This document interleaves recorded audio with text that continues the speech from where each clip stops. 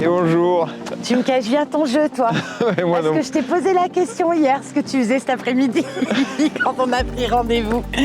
T'as vu? Ça va? Ouais, et toi? Bah super. Mais- Je m'attendais pas du tout à toi. Ah bon?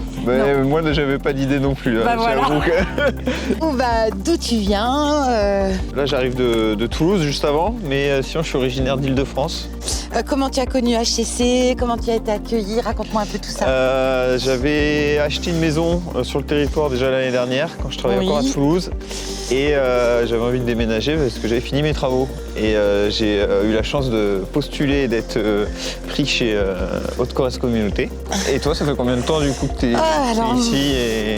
Moi, je me suis installée sur le territoire, donc à Buja, en 2011. Et D'accord. j'ai intégré la Comcom en 2016.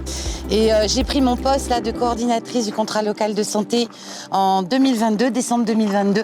Ouais. Mais je m'occupe aussi de la gestion et de l'accueil des gens du voyage sur le territoire, Ok. avec l'aire d'accueil de Haute-Corrèze Communauté.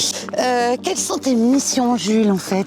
Ah bah moi je travaille je suis arrivé sur les thématiques climat, air et énergie Ouais. d'une part, donc travailler sur mettre en place des politiques pour voilà, les énergies renouvelables, l'adaptation climatique du territoire. Ouais.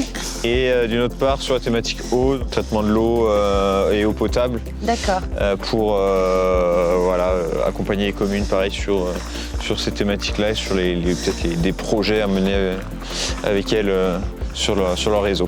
Mais du coup sur ce territoire, comment toi tes missions elles s'inscrivent, qu'est-ce que concrètement en fait Alors, tu réalises? le contrat local de santé est un contrat qui est signé entre la Comcom, l'ARS et l'État. D'accord. Et en fait, les missions visent à coordonner les actions de santé qu'il y a sur le territoire Ok. pour améliorer l'accessibilité à la santé. Donc ça, c'est ma mission contrat local de santé. Et puis les gens du voyage, c'est juste qu'ils se sentent bien accueillis aussi quand ils viennent sur notre territoire. D'ailleurs, on ne dit plus gens du voyage, on dit citoyens français itinérants. D'accord. Et voilà, il faut que quand ils arrivent en Haute-Corrèze, ce soit comme des habitants, même s'il reste qu'un petit laps de temps. Il faut qu'ils se sentent accueillis, l'aire d'accueil est très joli. Qu'est-ce que tu as aimé le plus quand tu es arrivé sur ce territoire? Qu'est-ce qui t'a plu ici en fait? Ce qui m'a plu, je pense, c'est vraiment... moi, je suis venu en tant que touriste au début. Et en fait, c'est le paysage, quoi. C'est la forêt, l'enchaînement forêt, prairie. Les villes sont assez accueillantes. Il y a quand même des infrastructures pour les loisirs, Oui. que ce soit les lacs. On peut aller faire, je sais pas, du vélo dans la forêt. On peut aller... On peut aussi avoir des marchés de pays qui sont super conviviaux l'été et tout. C'est un territoire à taille humaine en fait où on se sent un petit peu utile aussi. On sent que c'est plus facile à s'intégrer et plus facile à avoir Sa place. sa place, voilà. Sa place d'homme, d'humain. Oui, alors que dans une grande ville, dans une métropole, on est un peu plus suis d'accord. invisibilisé.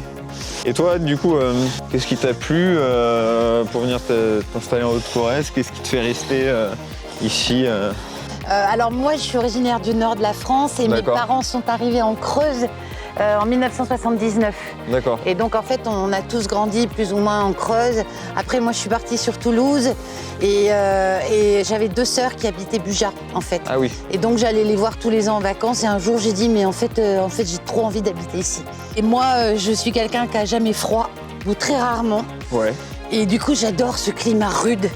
En fait ici le climat il est aussi rude que le granit Oui. et ça me plaît. Mais j'aime bien le côté tu sais de la franchise, de l'honnêteté du climat quoi. Et en plus avoir la chance de travailler pour la collectivité, pour servir cette région, ce coin, ce petit territoire, enfin moi ça me convient. Il me reste quelques années avant ma retraite et je trouve que je suis juste quelqu'un d'hyper chanceux de pouvoir travailler là-bas et de finir mes années de travail dans un environnement pareil. Ça me rassure aussi sur le choix que j'ai fait. Mais et en vraiment. plus, moi aussi, me mettre au service, travailler dans la collectivité publique et surtout sur le territoire sur lequel j'habite, c'est du coup tout nouveau pour moi, mais c'est hyper satisfaisant. Et là, je retrouve un peu du sens dans ce que je fais, on va dire. C'est ça, de donner un sens à son travail. Voilà, exact.